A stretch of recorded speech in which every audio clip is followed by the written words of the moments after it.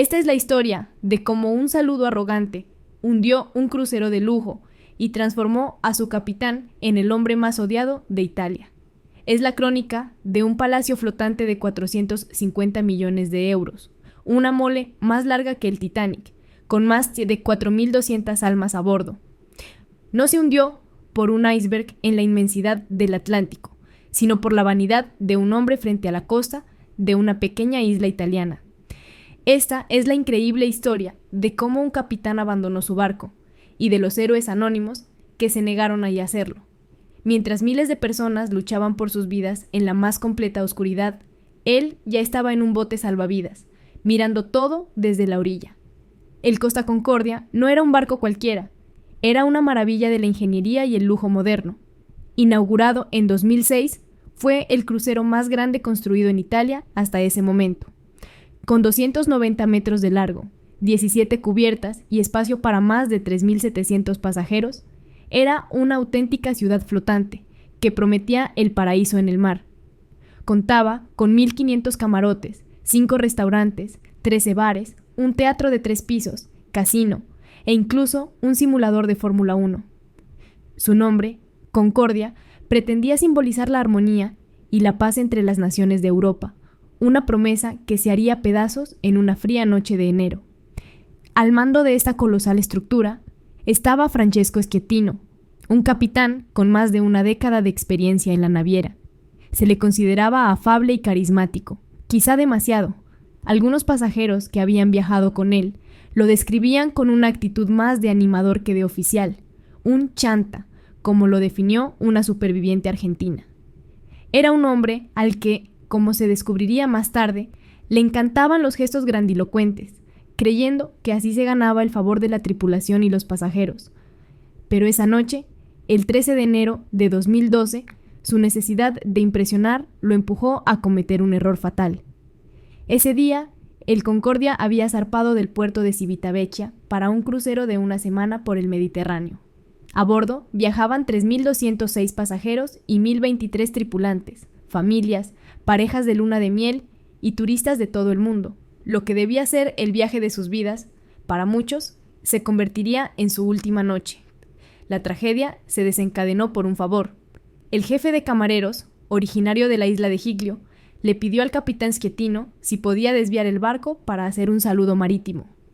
Era una tradición no autorizada, una maniobra de exhibición para impresionar a los habitantes de la isla y a la familia del Maitre. Schettino, siempre dispuesto a lucirse, aceptó. Navegando demasiado rápido y peligrosamente cerca de la costa, confió en su instinto en lugar de en las cartas de navegación.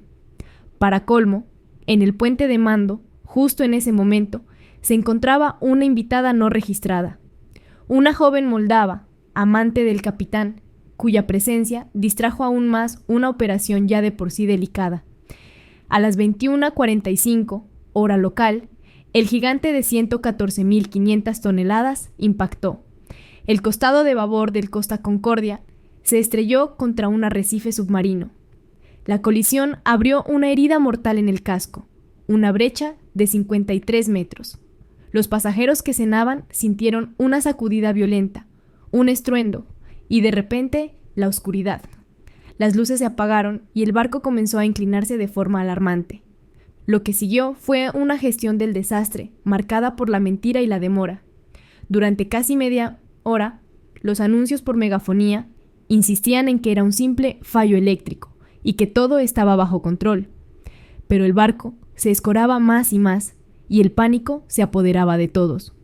La alarma general de evacuación no sonó hasta 48 minutos después del impacto, un retraso criminal que costó vidas. El caos se adueñó de las cubiertas. La evacuación fue una pesadilla desorganizada. La tremenda inclinación hacía imposible arriar muchos botes salvavidas. En la oscuridad y la confusión, la gente gritaba, corría y se empujaba. Familias enteras quedaron separadas. Algunos miembros de la tripulación, sobre todo camareros y cocineros, se volcaron en ayudar, pero muchos otros, incluidos los altos mandos, estaban tan perdidos como los turistas, o, peor aún, ya se habían puesto a salvo, y entonces llegó el momento que definiría esta tragedia.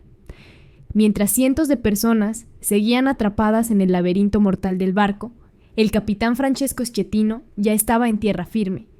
Su excusa fue que se había caído accidentalmente en un bote salvavidas, una versión que nadie creyó.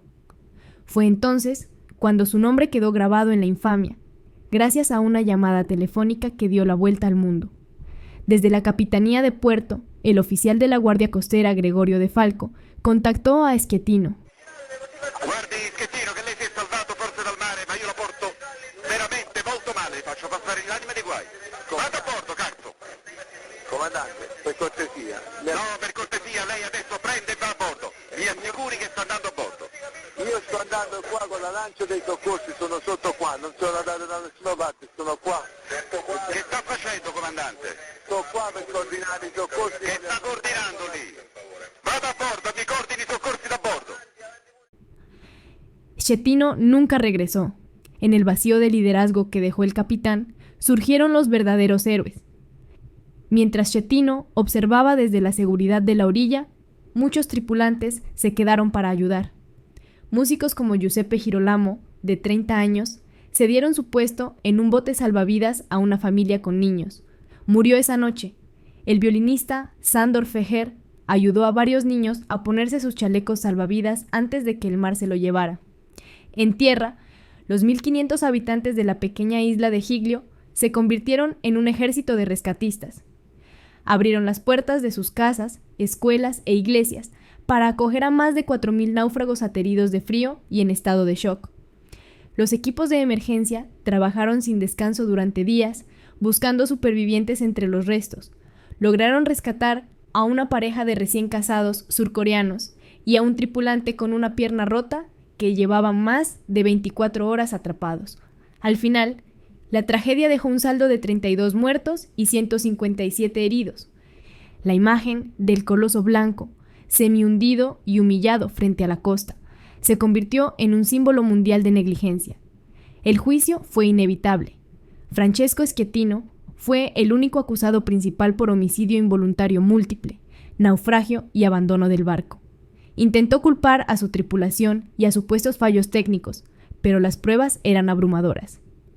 En 2017, el Tribunal Supremo de Italia confirmó su sentencia de 16 años de prisión, que comenzó a cumplir de inmediato. El rescate del propio barco fue una proeza de ingeniería sin precedentes y una de las operaciones de salvamento más caras de la historia. Costó más de 1.500 millones de euros, unos 2.000 millones de dólares de la época, reflotar el buque, enderezarlo y remolcarlo hasta el puerto de Génova para su desguace, un proceso que finalizó en 2017. El desastre del Costa Concordia es más que la historia de un naufragio. Es una lección brutal sobre responsabilidad, liderazgo y arrogancia. Nos enseña cómo la vanidad de un solo hombre puede desatar una catástrofe. Pero también es una historia sobre el coraje y la humanidad que aparecen en los momentos más oscuros. Es el contraste entre el capitán que huyó y el oficial que le exigió cumplir con su deber, entre el que abandonó a su gente y los que dieron su vida por salvar a otros. La brecha en el casco del Concordia se pudo desmantelar, pero la herida en la confianza y la memoria de las víctimas y sus familias, esa permanece abierta. ¿Qué es lo que más te impactó de esta historia? ¿La cobardía del capitán o el heroísmo de la tripulación y los rescatistas? Nos gustaría saber qué piensas en los comentarios, y si quieres más análisis sobre los eventos que marcaron nuestro mundo, no olvides suscribirte y darle like. Hoy damos por terminada la frecuencia FPC. Gracias por acompañarnos.